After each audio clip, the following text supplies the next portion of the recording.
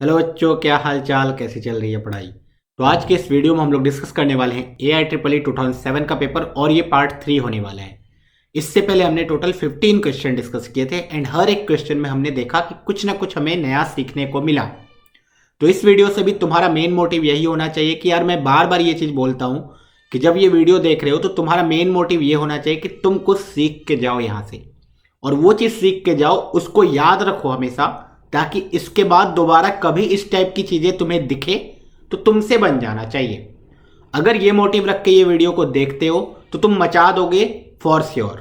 ठीक है, JEE mains में तुम्हारा सिलेक्शन हो जाएगा 100%। तो चलो वीडियो स्टार्ट करेंगे। जो भी क्वेश्चन तुम्हारे स्क्रीन के सामने आएगा सबसे पहले तुम्हें खुद से सॉल्व करना है। खुद से सॉल्व करने के बाद ही सॉल्यूशन देखना है एंड जो भी सिखा रहा हूं मैं उसको सीख लेना है। ठीक है, तो चलो स्टार्ट करेंगे यार। सबसे पहला क्वेश्चन तुम्हें दिखेगा स्क्रीन पे क्वेश्चन, एंड ये क्वेश्चन यार तुम देखोगे तो वेक्टर्स एंड 3D बोला जा सकता है, लेकिन ये मेनली फिजिक्स का क्वेश्चन है। मतलब यहां मैथ्स कम ही लग रहा है, लेकिन फिर भी ठीक है, वो लोग फोर्स के टर्म में दे भी रहे हैं तो उन्होंने ये सोचा होगा कि फिजिक्स भी मिला दो थोड़ा सा एंड वेक्टर्स एंड 3D भी मिला दो, क्वेश्चन बना दो। क्वेश्चन रीड करो। बोला है the resultant of two force P newton and 3 newton is a force of 7 newton. Basically हमारे पास F1 एक फोर्स है, F2 दूसरा फोर्स है। इन दोनों का रिजल्टेंट फोर्स जो होगा उसका मैग्नीट्यूड 7 न्यूटन है। If the direction of 3 newton force were reversed the resultant would be √19 newton. The value of P is. तो ये तो बहुत ही सिंपल सा कॉन्सेप्ट हो गया फिजिक्स का। बोला भाई एक फोर्स लग रहा होगा पहले, लेट्स से F1 फोर्स, इसका मैग्नीट्यूड गिवन है। एक और फोर्स लग रहा होगा लेट्स से किसी एंगल पे, वो है F2 फोर्स। इन दोनों का जो रिजल्टेंट होगा सबको पता है, रिजल्टेंट क्या होगा, इस डायरेक्शन में कहीं होगा, F1 plus F2 force. Okay, अब उसने बोला कि अगर मैं 3 न्यूटन दैट इज F2 का डायरेक्शन रिवर्स कर दो, F2 का डायरेक्शन रिवर्स कर दो, F2 विथ नेगेटिव साइन, तो क्या होने वाला है, देन रिजल्टेंट चेंज हो जाएगा एंड वो रिजल्टेंट अब इधर कहीं आएगा, F1 minus F2 vector. Okay, तो ये पूरा का पूरा सिचुएशन है कुछ। अब उसने बोला है कि mod of F1 plus F2 की जो वैल्यू है वो गिवन है, कितनी गिवन है, 7 Newton. And at the same time mod of F1 minus F2 vector का रिजल्टेंट गिवन है √19 Newton. Along with that mod F1 की वैल्यू गिवन है, F1 मॉड की वैल्यू गिवन है P एंड F2 मॉड की value given है 3। यहां से बोला गया है find the value of P, इस F1 मॉड की वैल्यू को कैलकुलेट करो। सिंपल है ये वेक्टर इक्वेशन। क्या करना होगा, दोनों साइड स्क्वायर। जैसे ही दोनों साइड स्क्वायर करोगे ये बन जाएगा mod F1 square plus mod F2 square plus 2 times F1 dot F2 is equal to 49। पहला इक्वेशन बन गया। दूसरा इक्वेशन इसको देखो, ये बनेगा mod F1 square plus mod of F2 square minus 2 times F1 dot F2 is equal to बन जाएगा 19। दोनों को क्या करोगे, ऐड कर दो। जैसे ही दोनों को ऐड करोगे 2 times mod F1 square, mod F1 की वैल्यू है कितनी, P, तो P square plus 2 times mod F2 square, mod F2 की वैल्यू है कितनी, 3, तो 3 का स्क्वायर 9। ये दोनों कैंसल आउट हो जाएगा, इज इक्वल टू 49 प्लस 19 कितना होने वाला है, 9 प्लस 9 8, 4 प्लस 1 5, 5 प्लस 1 6, 68। सो यहां से I can see 2P square की वैल्यू आने वाली है 68 माइनस 18, जो कि आने वाला है 50। सो P स्क्वायर की वैल्यू कितनी आ जाएगी, तुम बोलोगे 25। अच्छा, P स्क्वायर की वैल्यू कितनी आ गई, 25, तो P की वैल्यू कितनी आ गई, 5 Newton. 5 Newton. Answer is first part. Simple question था, बहुत ही आसानी से हमने फोड़ दिया, मचा दिया। तो तुम्हें यहाँ पे क्या सीखने को मिला? तुम्हें यहाँ पे सीखने को मिला किस तरीके से वेक्टर एडिशन करते हैं, किस तरीके से वेक्टर सब्ट्रैक्शन हो जाता है, रिजल्टेंट फोर्स किस तरीके से निकालते हैं, एंड इस टाइप का इक्वेशन दिया हो तो कैसे सॉल्व करते हैं। चलो आगे बढ़ेंगे। यार इस क्वेश्चन में प्रॉब्लम था, इस क्वेश्चन में जो भी हमारा आंसर आएगा वो आंसर गिवन ही नहीं था। जे मेंस वालों ने हो सकता है कुछ मिस्टेक किया या क्या किया, जो आंसर गिवन था वो हो ही नहीं सकता। लेकिन हमें तो सीखने से मतलब है, हम लोग कुछ न कुछ सीखने आए हैं। तो ये क्वेश्चन सिखाने के लिए बहुत ही बेहतर क्वेश्चन है, बेहतरीन क्वेश्चन बोल सकते हैं। शानदार क्वेश्चन, देखना मजा आ जाएगा। बोला 2 एरोप्लेन्स 1 and 2, एक एरोप्लेन 1 and 2 है, मैं ए एंड बी नाम देता हूं कुछ देर के लिए। 2 एरोप्लेन है, एक का नाम ए है, दूसरे का नाम बी है। Bomb with target in succession, A पहले शूट करता है टारगेट को, फिर बी शूट करता है, फिर ए शूट करता है, फिर बी शूट करता है, इस तरीके से सक्सेशन में चल रहा है। The probabilities of 1 that is A and B scoring a hit correctly is 0.3 and 0.2, दोनों का प्रोबेबिलिटी गिवन है। दैट इज ए अगर हिट करता है तो वो टारगेट को जाके हिट करेगा, उसका प्रोबेबिलिटी है 0.3। तो टारगेट को जाके हिट नहीं करेगा, उसका प्रोबेबिलिटी है 0.7। सिमिलरली अगर बी हिट करता है तो उसका करेक्ट जाके टारगेट को हिट हो जाएगा, डेट प्रोबेबिलिटी इज 0.2। एंड अगर हिट नहीं होगा उसका प्रोबेबिलिटी 0.8। ठीक है। The second plane will bomb only if the first misses the target. अब देखो पहला वाला अगर टारगेट को हिट कर दिया, खत्म मैच, मतलब टारगेट हिट हो गया, मर गया आदमी। अगर ए ने मिस कर दिया देन बी करेगा। अच्छा बी ने भी मिस कर दिया देन ए करेगा फिर से, देन ए ने भी मिस कर दिया तो फिर से बी करेगा। इस टाइप से चलता रहेगा। ए ने मिस किया बी करेगा, बी ने मिस किया सी ए करेगा, ए ने मिस किया बी करेगा, ए ने मिस किया बी करेगा, बी ने मिस किया ए करेगा। इस टाइप से चलता जाएगा। What is the probability that the target is hit by the second plane? क्या प्रोबेबिलिटी है एग्जैक्टली टारगेट सेकेंड प्लेन से हिट हो जाएगा? सोचने वाली बात है। तो हम लोग बोलेंगे यार इस तरीके से ऐसा तो नहीं होगा, क्या क्या पॉसिबिलिटीज है हमें देखना पड़ेगा। लेट्स से मैच स्टार्ट हो गया, टारगेट को हिट करेंगे, टारगेट को हिट करेंगे, ए ने हिट करना स्टार्ट किया। लेट्स से अगर हिट कर देता, क्या कभी बी हिट कर पाता? नहीं। हमें तो प्रोबेबिलिटी ऑफ बी विनिंग निकालना है, तो हम बोलेंगे ए जरूर से मिस किया होगा। ए बार का मतलब ए ने मिस कर दिया, देन बी हिट कर देगा, हो गया। लेकिन हम बोलेंगे इतना ही तक थोड़ी ना जाना है, विल हैव टू फाइंड, ये भी तो पॉसिबिलिटी है कि ए हिट कर दे एंड बी छोड़ दे, देन ए भी ना हिट कर पाए, देन फिर से बी हिट कर दे। देन ये भी पॉसिबिलिटी है कि ए भी मिस कर दे, फिर से बी मिस कर दे, फिर से ए मिस कर दे, फिर से बी मिस कर दे, फिर से ए मिस कर दे, देन बी। और इसी तरीके से ये चलता जाएगा। कहां तक जाएगा हमें भी नहीं पता, ये जब तक चलता जाएगा जब तक टारगेट हिट ना हो जाए। अब देखना ध्यान से, ए मिस कर दे का प्रोबेबिलिटी इज 0.3 है, ए हिट करेगा तो 0.7 प्रोबेबिलिटी है ए मिस करेगा।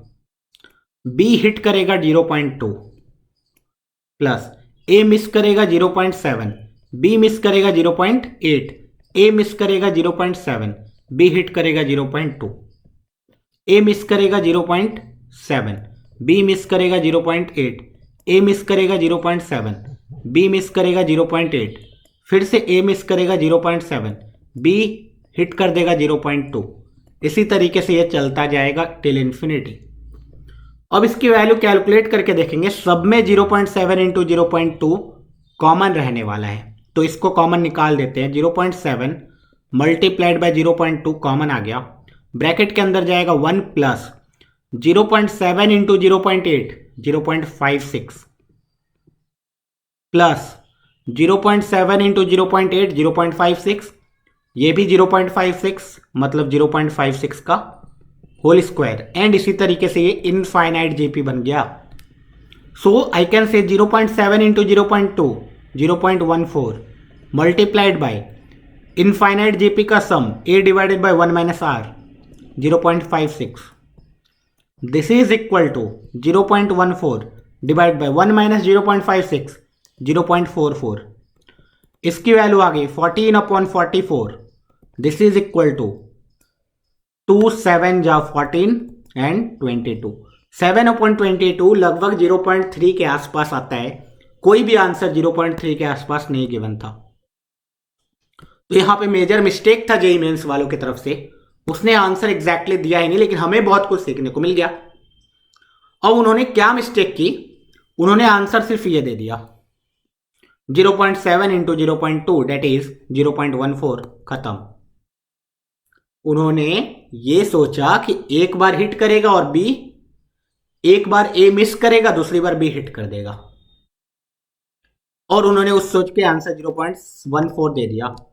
लेकिन ये तो पॉसिबल ही नहीं है भाई, क्योंकि ऐसा भी तो हो सकता था ए मिस कर दे, क्योंकि तुमने खुद बोला था कि वो जो बॉम्ब को हिट कर रहे हैं सक्सेशन में कर रहे हैं, बार बार कर रहे हैं. ए हिट नहीं कर पाएगा देन बी हिट करेगा, बी भी हिट नहीं कर पाएगा तो फिर से ए करेगा, ए फिर से हिट नहीं कर पाया तो फिर से बी करेगा, बी अगर हिट कर दे सही है, बी हिट नहीं कर पाया तो फिर से ए करेगा. इस टाइप से चलता जाएगा. एंड ये क्वेश्चन तुम्हें एनसीईआरटी में भी मिल जाएगा, ऑप्शनल एक्सरसाइज में तुम्हें मिल जाएगा इनफाइनाइट जीपी का सम का क्वेश्चन. ठीक है, तो बहुत ही बेहतरीन क्वेश्चन था, बहुत कुछ सीखने को मिला. नेक्स्ट क्वेश्चन पे मूव करेंगे. एंड ये डिटर्मिनेंट का क्वेश्चन है. बोला if D is equal to this, x is not equal to 0, y is not equal to 0, then d is divisible, neither divisible, ये वो. तो बेसिकली अगर ये डिटर्मिनेंट कैलकुलेट करो, x का एक मल्टीपल आ जाए एंड y का भी मल्टीपल आ जाए, इनटू समथिंग आ जाए, this means we can say this value will be divisible by x, this value will be divisible by y and so on. अगर x का सिर्फ मल्टीपल आए तो सिर्फ और सिर्फ डिविजिबल बाय x, y का सिर्फ मल्टीपल आए तो सिर्फ और सिर्फ डिविजिबल बाय y. ओके, मतलब डिटर्मिनेंट कैलकुलेट करना था. कैलकुलेट करो. 1 1 1 1 1 plus x 1 1 1 1 plus y. Direct calculate कर दे क्या? नहीं, यही तो गोल्डन मौका है. जब भी 1 1 1 सब दिखे ना, 2 को 0 बना दो. यू कैन सी भाई, मैं अगर पहले वाले को 1 1 1 रहने दूं, दूसरे वाले कॉलम में से पहला वाला कॉलम माइनस कर दूं, तो 1 minus 1 0, 1 plus x minus 1 is x, 1 minus 1 is 0. तीसरे वाले कॉलम में से पहला वाला कॉलम माइनस कर दूं, तो 1 minus 1 0, 1 minus 1 0, 1 plus Y minus 1 Y. दिख रहा है कुछ? मैंने क्या क्या किया? मैंने कॉलम 2 को लिख दिया कॉलम 2 माइनस कॉलम 1, एंड मैंने कॉलम 3 को भी लिख दिया कॉलम 3 माइनस कॉलम 1. इससे कोई डिटर्मिनेंट वैल्यू चेंज नहीं आती है, हमें पता है रो एंड कॉलम ऑपरेशन. अब डिटर्मिनेंट कैलकुलेट बहुत आसान हो गया. 1 multiplied by x y. Determinant की value exactly x into y आ गई. इसका मतलब वो डिविजिबल बाय एक्स भी है एंड डिविजिबल बाय वाई भी है, divisible by both X and Y. तो ये इजी क्वेश्चन था. और हमने यहाँ क्या सीखा कि भाई डिविजिबिलिटी चेक किस तरीके से करते हैं, एंड डिटर्मिनेंट कैलकुलेट करना हो तो रो एंड कॉलम ऑपरेशन लगा सकते हैं, उससे हमारा लाइफ इजी हो जाता है. आगे बढ़ेंगे. कोनिक सेक्शन का क्वेश्चन है. हाइपरबोला गिवन है X square upon A square. A square की value is cos square alpha. Y square upon B square. B square की वैल्यू है sine square alpha. Then which of the following remains constant when alpha varies. Basically इन्होंने ये पूछा है कि ऐसी कौन सी क्वांटिटी है इन सब ऑप्शंस में से जो इंडिपेंडेंट ऑफ अल्फा है. ओके, तो एक एक करके कैलकुलेट कर लेते हैं. एक्सेंट्रिसिटी ऑफ हाइपरबोला कितना होता है? Root under 1 plus B square upon A square that is sine square alpha upon cos square alpha. तो ये तो आ गया root under 1 plus tan square alpha which is equal to sec square alpha. तो mod of sec alpha. This is dependent on alpha. Alpha की value change करोगे, eccentricity change होती जाएगी. ये कट गया. डायरेक्ट्रिक्स के बारे में देख ले. डायरेक्ट्रिक्स हमें पता होता है X is equal to A by E या फिर प्लस और माइनस ए बाई. तो प्लस और माइनस से तो कोई फर्क पड़ नहीं रहा है. A is cos alpha, E is sec alpha, So this is basically cos square alpha. This is also dependent on alpha. Cut गया. एफसीसे ऑफ वर्टाइसेस. वर्टाइसेस के एफसीसे क्या होंगे देख लेते हैं.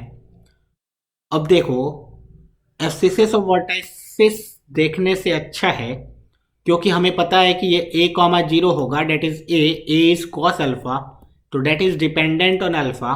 तो ये तो गया, बच गया यही आंसर होगा. Abscissa of focus is A E comma 0. Abscissa is A is cos alpha, E is sec alpha, दोनों का product is 1. Okay, so this is independent of alpha. Yes, so option number 4 is right. Easy question. अब यार अगर तुम session follow कर रहे हो सारे के सारे, तो ये सारे क्वेश्चन तुम्हें लगेंगे कहीं ना कहीं किसी ना किसी ईयर में सॉल्व किया गया था. इस क्वेश्चन को देखो. If the line makes an angle pi by 4 with positive X axis and Y axis as well, मतलब अल्फा की वैल्यू पाई बाय 4, बीटा की वैल्यू भी पाई बाय 4. मतलब एक लाइन है बेसिकली, एक्स एक्सिस से कुछ एंगल बनाया, वाई एक्सिस से कुछ एंगल बनाया एंड जेड एक्सिस से कुछ एंगल बनाया. Then the angle of the line makes with the positive direction of Z axis. Simple. इन्होंने ये पूछ दिया direction cosine, cos square alpha plus cos square beta plus cos square gamma is equal to 1 होता है. Cos square alpha, cos alpha pi by 4, उसका root, तो 1/√2 का square 1/2, ये भी 1/2. Cos square gamma is equal to 1. 1/2 प्लस 1/2, 1 1 1 0. Cos square gamma की value आ गई 0, गामा पाई बाय 2. खत्म. नेक्स्ट क्वेश्चन मूव करेंगे. A value of C for which the conclusion of mean value theorem, LMVT याद करना है सबको, holds the function F X दे दिया उन्होंने. ये एनसीईआरटी लेवल का क्वेश्चन नहीं पूछ रहे हैं. Log X base E, basically LN X in the interval 1 से 3. देखो ln x आ गया, F X is equal to ln x in the interval 1 से 3. LMVT क्या बोलता है, there exist a C such that F dash C की value F of B minus F of A divide by B minus A के बराबर होगी, जहां पे interval is A to B. F of 3 minus F of 1 divide by 3 minus 1, that is ln 3 minus ln 1 divide by 3 minus 1 2. F dash C कितना हो जाएगा, ln F dash x निकालेंगे तो यहां से आ जाएगा 1 अपॉन एक्स, तो F dash C is 1 upon C, that is equal to ln 3, ln 1 0 हो गया डिवाइड बाई 2, तो सी की value is 2 upon ln 3, 2 upon ln 3, और we can say C is equal 2 times log of E base 3, 2 times log of E base 3. Option number 1. Next question, application of derivative. Direct question पूछ दिया है कि भाई ये जो function है तुम्हारे सामने, ये फंक्शन इंक्रीजिंग कब है, ये जो फंक्शन है ये इंक्रीजिंग कब है. इंक्रीजिंग डिक्रीजिंग कैसे कैलकुलेट करते हैं, एफ डैश एक्स निकालते हैं. हम लोग भी वही काम करेंगे. एफ डैश एक्स की वैल्यू कैलकुलेट करो, tan इनवर्स समथिंग का differentiation is 1 upon 1 plus x square. X के जगह ये है, चेन रूल लगेगा, sine x plus cos x का भी डिफरेंशिएशन होगा, साइन एक्स का डिफरेंशिएशन कॉस एक्स का डिफरेंशिएशन माइनस साइन एक्स. ये आ गया एफ डैश एक्स. अच्छा, अब एफ डैश एक्स जहां जहां जीरो होगा वहां पे कुछ ना कुछ साइन चेंज देख लेंगे और इंक्रीजिंग डिक्रीजिंग बता देंगे. इसके कारण कभी जीरो नहीं हो पाएगा, ये 1 और ये प्लस के साथ कुछ पॉजिटिव, तो इसका साइन चेंज होगा भी नहीं, ये ऑलवेज पॉजिटिव है. मतलब सिर्फ cos x minus sine x जहां पे पॉजिटिव नेगेटिव होगा, वो देखना तो बहुत आसान है क्योंकि हमें तो उनका ग्राफ ही मालूम होता है पूरा का पूरा. देखो साइन एक्स का अगर मैं ग्राफ बनाऊं तो वो कुछ इस स्टेप से बनेगा. सारे ऑप्शंस में 0 से π/2 तक ही है, तो मैं π/2 तक ही ग्राफ बनाता हूं और इधर माइनस π/2 तक ही बनाता हूं. ये हो गया अपना साइन एक्स का ग्राफ. कॉस एक्स का ग्राफ अगर मैं बनाने की कोशिश करूं तो यहां से नीचे एंड यहां से भी ऐसे.